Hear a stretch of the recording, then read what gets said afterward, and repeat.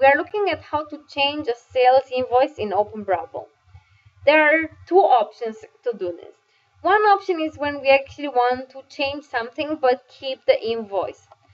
So for example, in Joanna's case, what we can do is that we can reactivate the invoice, and we can actually add to her invoice a new product, which, let's say, we forgot to actually add the catering.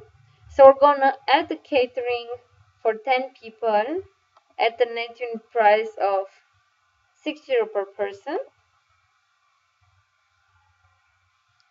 And what I will do then is that I will complete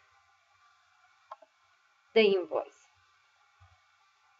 And right now what happened is that the invoice total gross amount was actually updated with the new products which I added.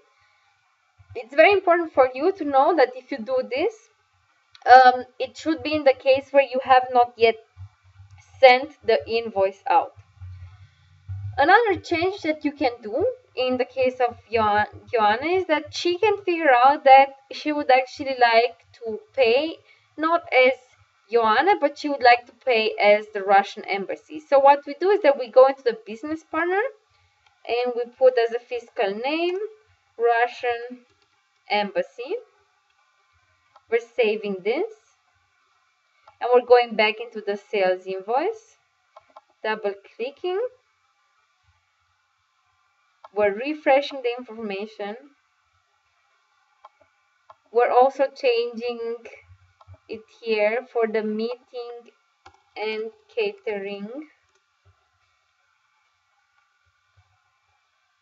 We're saving it and we're printing the record just to see if the changes that we did actually occurred. And here we say the client is no longer Joanna, but is the Russian embassy, and that the invoice is for the meeting and catering. So it's so easy you can change it. Another option is when we actually discovered that she can no longer have this meeting, and what we need then to do is we need to reactivate and completely void the invoice. When we're voiding it, what happens is that there's a reverse document which is created. We see that this was the total gross amount, and now we're looking for the reverse document.